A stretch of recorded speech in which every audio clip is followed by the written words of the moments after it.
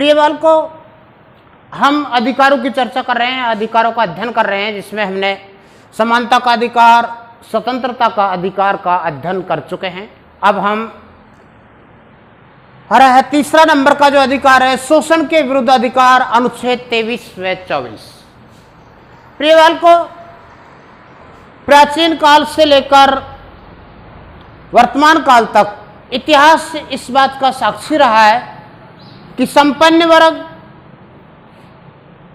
या फिर जो राज सत्ता से जुड़े हुए व्यक्ति हैं, उन्होंने हमेशा निम्न वर्ग का, गरीब वर्ग का, उपेक्षित वर्ग का शोषण किया है और वो लोग अत्याचार के शिकार होते रहे, शोषण का शिकार होते रहे, अनेकों प्रकार से उनका शोषण किया गया है।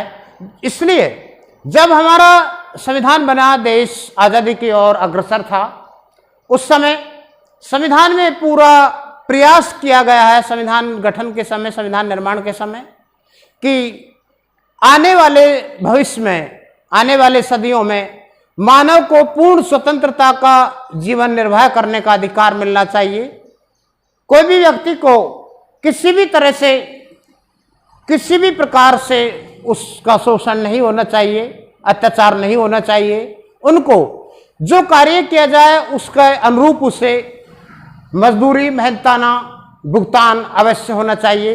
अगर उनसे कोई कार्य लिया जाता है, व्यक्तिगत तौर पर या शासकीय तौर पर अगर कोई भी कार्य किया जाता है, तो उसको अवश्य रूप से उसे कोई न कोई मेहनताना दिया जाना चाहिए। इस तरह का प्रावधान संविधान में किया गया है, जो हमारे शोषण के विरुद्ध अधिकार अधिनियम के तहत अनुच्छेद 23 और 24 के अंतर्गत किया गया है, जिसमें पहला है मानव क्रय विक्रय व बेगार पर रोक।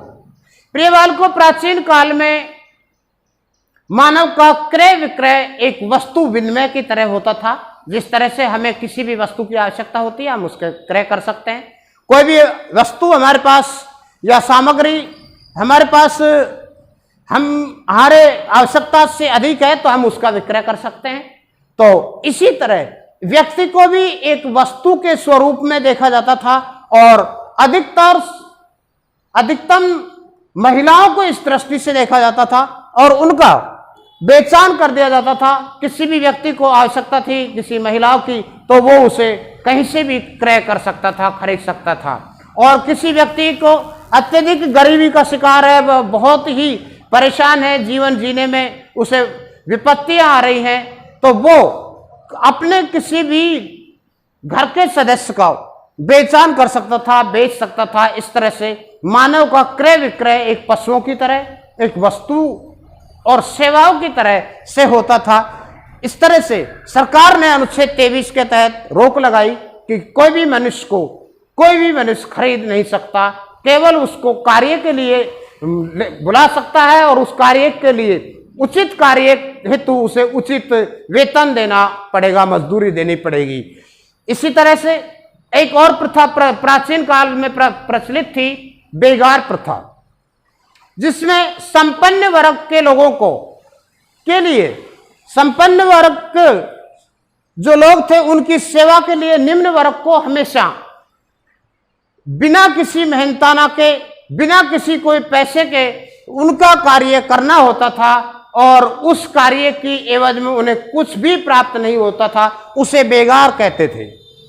सरकार ने इस पर पूरा प्रयास किया है इसे रोकने के लिए और वर्तमान स्थिति में आज बेगारी प्रथा लगभग समाप्त हो चुकी है कि कोई भी व्यक्ति कोई काम करता है तो उसके लिए उसे मजदूरी या मेहनताना अवश्य मिलता है। अगर नहीं मिलता है या कोई नहीं देता है तो वो उसके लिए न्यायालय में शरण ले सकता है कि मैंने इस व्यक्ति के इतने दिन ये कार्य किया, मेरा इतना मेहनताना बनता है, मुझे वो मिलना चाहिए। न्यायालय उसे दिलाने में पूरी कोशिश करता है। इसलिए मानव क्रय विक्रय व बेगार पर अनुच्छेद 23 के तहत पूरी तरह से रोक लगा दी गई है। अगर कोई ऐसा करता है तो कानूनन दृष्टि से वह एक अपराधी की दृष्टि से देखा जाएगा और कानून उसे सजा देने का प्रावधान किया गया है कि उसे ऐसा नहीं कर सकते।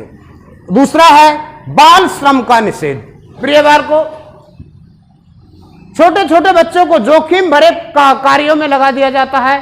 जो रेस्टोरेंट, होटल इत्यादि ऐसी जगह हैं, सार्वजनिक जो जगह हैं, वहां पर उनको बर्तन साफ करने के लिए और सेवा देने के लिए लगा दिया जाता है। जिनकी उम्र 10 साल, 11 साल, 14 साल से कम है, उनको ऐसे जोखिम भरे स्थानों पर लगा दिया जाता है जहां उनकी मौत हो जाती है और उन पर कोई ध्यान नहीं देता है और उनके परिजन उनके लिए विलाप करते ही रह जाते हैं। तो सरकार ने अनुच्छेद 24 के तहत प्रावधान किया गया है कि 14 वर्ष से कम आयु प्राप्त बालक को किसी भी जोखिम भरे पूर्ण ऐसे स्थान पर कार्य के लिए नियुक्त नहीं कर सकते जहां उसे जान को खतरा हो।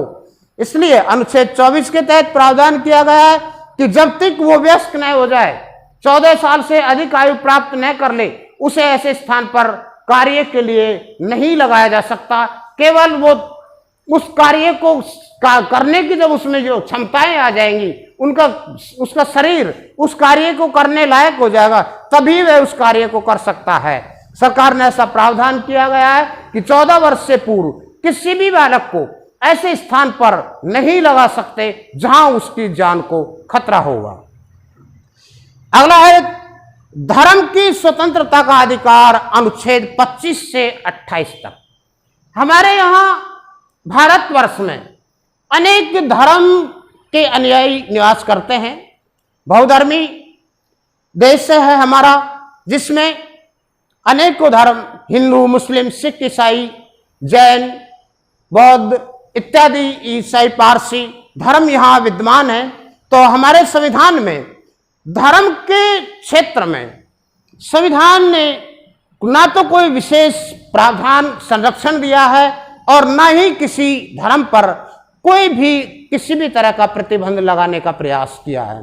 धर्म के मामले में संविधान अपने आप में गौण भूमिका अदा करता है कि जिसमें कहा है अंतःकरण की स्वतंत्रता, अनुच्छेद 25 के तहत कहा गया है कि कोई भी व्यक्ति किसी भी धर्म का अनुयायी है, वो उस धर्म का प्रचार प्रसार कर सकता है, उसे कोई नहीं रोकने वाला है। वो अपने धर्म के लिए कुछ भी कर सकता है और अगर वो चाहे तो अपने धर्म को परिवर्तित कर सकता है, किसी दूसरे धर्म में जा सकता है, किसी भी दूसरे धर्म की सदस्यता ग्रहण कर सकता है, उसके लिए प्रचार व प्रचारक के रूप में कार्य कर सकता है। वो उसकी स्वेच्छा पर निर्भर करता है कि उसे कौन सा धर्म अच्छा लगता है, किस धर्म को वो श्रेष्ठ मानता है और किस धर्म का वो अनुयायी बनना चाहता है। उसके लिए उसे खुली स्वतंत्रता है, कि वो मंच है जहां अपने आप को कोई भी धर्म में स्वीकार कर सकता है, कोई भी धर्म में जा सकता है और किसी भी धर्म को त्याग सकता है। सरकार उस पर कोई प्रतिबंध नहीं लगा सकती, कोई अवरोध उत्पन्न नहीं करेगी। उसे पूर्ण स्वतंत्रता है, अंतःकरण का अधिकार उसे प्राप्त है कि वो किसी भी धर्म को स्वीकार कर सकता है, किसी भी धर्म की सदस्यता त्याग सकता है। इस तरह से अनुच्छेद 25 में उस प्रत्येक व्यक्ति को धार्मिक मामले में अंतःकरण का अधिकार प्रदान किया गया है। अगला है प्रबंधन की स्वतंत्रता। धार्मिक मामलों में प्रबंधन व्यवस्था की स्वतंत्रता का अधिकार दिया गया है कि कोई भी व्यक्ति अपने धार्मिक मामलों में मंदिर बना सकता है, मस्जिद बना सकता है, मठ बना सकता है, कितना ही अनुदान दे सकता है, उस पर कोई कर निर्धारित नहीं है। वो अपने स्वेच्छा से कुछ भी अंशदान करने के लिए स्वतंत्र है। सरकार उस पर कोई बाध्यता स्थापित नहीं करती है, प्रतिबंध नहीं लगाती है। वो जो भी धार्मिक प्रबंधन कमेटी है उसका सदस्य बन सकता है, उसमें अपना कितना भी हिस्सेदारी दे सकता है, अपनी ओर से कोई भी धार्मिक स्थल स्थापित कर सकता है, उसे पूरी स्वतंत्रता का अधिकार प्राप्त है अनुच्छेद 26 के तहत। उसके बाद राजकीय संस्थाओं में 3 नंबर पर कहा गया है कि राजकीय संस्थाओं में धार्मिक शिक्षण पर रोक, अनुच्छेद 28 में। हमारे संविधान में स्पष्ट उल्लेख किया गया है कि जो भी सरकारी संस्थाएं हैं और सरकार द्वारा नियंत्रित गैर सरकारी संस्थाएं हैं, उनमें किसी भी धर्म विशेष की कोई शिक्षा नहीं दी जाएगी। धार्मिक मामलों में व्यक्तिगत तौर पर ही केवल शैक्षिक कार्य या धार्मिक मामलों की शिक्षा व्यक्तिगत तौर पर दी जाएगी। सार्वजनिक या सरकार की ओर से कोई भी धार्मिक शिक्षण की व्यवस्था नहीं की गई है और सरकार द्वारा ऐसा कोई प्रावधान नहीं किया गया है कि किसी धर्म विशेष के लिए कोई संस्थान स्थापित करे। केवल धार्मिक मामलों में अपने अनुयायियों को व्यक्तिगत तौर पर स्वतंत्रता है कि वो अपनी स्वेच्छा से अपने धर्म के लिए कोई भी संस्थान, शिक्षण संस्थान खोल सकते हैं। जैसे जैन धर्म वालों ने बहुत सी संस्थाएं स्थापित कर रखी है, बौद्ध धर्म वालों ने बौद्ध शिक्षा समिति स्थापित कर रखी है। इस तरह से सभी धर्मावलंबियों ने अपने अपने धार्मिक मठ और संस्थान स्थापित कर रखे हैं। सरकार उन पर कोई कर या किसी तरह की बाध्यता स्थापित नहीं करती है और ना ही सरकार उन्हें कोई संरक्षण या प्रोटेक्शन नहीं देती है। इस तरह से धार्मिक मामलों में सरकार, संविधान गौण भूमिका अदा करता है। उसके बाद में अगला है सांस्कृतिक व शिक्षा संबंधी अधिकार। प्रियवाल को हमारा भारत विविधतापूर्ण संस्कृतियों से भरा हुआ है, तो प्रत्येक व्यक्ति को अपनी संस्कृति को जानने का, अपनी संस्कृति को बढ़ाने का, पर्यावरण को बढ़ाने का पूरा अधिकार है, जो 2930 के तहत स्थापित किया गया है, उल्लेखित किया गया है, जिसमें विशेष वर्ग विशेष को ध्यान रखा गया है। जिसमें पहला है अल्पसंख्यक वर्गों के हितों की सुरक्षा। हमारे देश में बहुसंख्यक और अल्पसंख्यक दो वर्ग हैं। जैसे हिंदू धर्म बहुसंख्यक धर्म है, मुस्लिम धर्म अल्पसंख्यक धर्म माना गया है, बौद्ध धर्म अल्पसंख्यक धर्म माना गया है, ईसाई धर्म अल्पसंख्यक माना गया है, जैन धर्म वो को भी अल्पसंख्यक माना गया है। तो अल्पसंख्यक वर्गों के हितों की सुरक्षा हेतु अनुच्छेद 29 में प्रावधान किया गया है कि वो अपने धर्म की सुरक्षा हेतु न्यायालय में कोई भी वाद प्रस्तुत कर सकते हैं, अपना धार्मिक स्थल स्थापित कर सकते हैं, अपने धर्म के प्रचार प्रसार के लिए अपने अनुयायी नियुक्त कर सकते हैं। उन्हें पूरा अधिकार है, उनके संरक्षण देने का सरकार पूरा प्रयास करती है कि उनके हितों को किसी भी तरह से कोई भी ठेस ना पहुंचे, उनके अधिकारों को कोई भी हनन न कर सके। अगर उनके अधिकारों का हनन होता है, हितों को ठेस पहुंचती है, तो न्यायालय में वाद प्रस्तुत कर सकते हैं, क्योंकि अधिकार वाद योग्य होते हैं। दूसरा है अल्पसंख्यक वर्गों को शिक्षण संस्थाओं की स्थापना व संचालन का अधिकार। प्रियवाल को जो अल्पसंख्यक वर्ग है उनको अपनी शिक्षण संस्थाएं खोलने का पूरा अधिकार दिया गया है कि वो अपने धर्म के अनुयायियों के द्वारा या धर्म के जो सदस्य हैं उनके द्वारा अंशदान किए हुए संपत्ति से अपनी कोई भी संस्था स्थापित कर सकते हैं। जैसे बौद्ध शिक्षा समिति शिक्षा के क्षेत्र में अच्छा कार्य कर रही है, जैन शिक्षा समिति शिक्षा के क्षेत्र में अच्छा कार्य कर रही है, और मुस्लिम वर्ग में इन्होंने अपने अलग अलग मठ स्थापित कर रखे हैं और अपने संस्थान स्थापित कर रखे हैं। तो सरकार की तरफ से इन्हें कोई बाध्यता नहीं दी गई, स्थापित नहीं की गई है। इन्हें पूरा अधिकार है कि अपने धार्मिक क्षेत्र में अपनी संस्थाएं स्थापित कर सकते हैं। उनका संचालन करने का अधिकार प्रबंधन समिति के पास होता है, उनका एक अध्यक्ष होता है, उसके निर्देशन में ये संस्थाएं कार्य करती हैं। इस तरह से अनुच्छेद 30 के तहत ये प्रावधान किया गया है कि अल्पसंख्यक वर्ग को अपने शैक्षणिक संस्थाएं निजी तौर पर स्थापित करने का पूरा अधिकार इन्हें प्राप्त है। उसके बाद 6 नंबर पर आता है संवैधानिक उपचारों का अधिकार।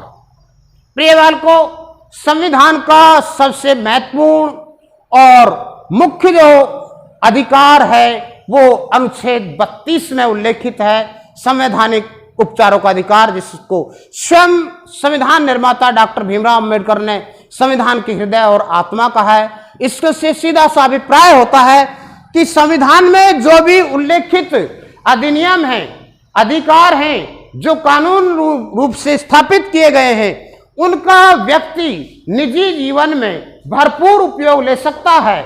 उसके लिए अगर किसी भी व्यक्ति विशेष या संस्था द्वारा या कोई सरकार द्वारा अगर किसी व्यक्ति को रोका जाता है, अगर उसके अधिकारों का हनन किया जा रहा है, तो वो व्यक्ति तुरंत न्यायालय की शरण ले सकता है और जो संविधान में जो जितने भी अधिकार दिए गए हैं उनका वह पूरी तरह से उपयोग ले सकता है। अगर लेने में बाध्यता आती है तो वो न्यायालय में तुरंत शरण लेकर के अपने अधिकारों को सुरक्षित रख सकता है। ये अनुच्छेद 32 में स्पष्ट उल्लेख किया गया है। इस तरह से हमारे मौलिक अधिकारों का यह अध्याय पूरा होता है, जिसमें मानव जीवन जीने के लिए जो अधिकार निर्धारित किए गए हैं भारतीय संविधान निर्माण कमेटी ने और वर्तमान सरकार द्वारा उनमें और भी जो बदलाव किया गया है, विस्तार किया गया है, उनका गहनता से अध्ययन करते हुए मैं सभी बालकों को निर्देश देता हूं कि आने वाले जीवन में आप इनका भरपूर उपयोग करें। मैं आपके साथ हूं। धन्यवाद।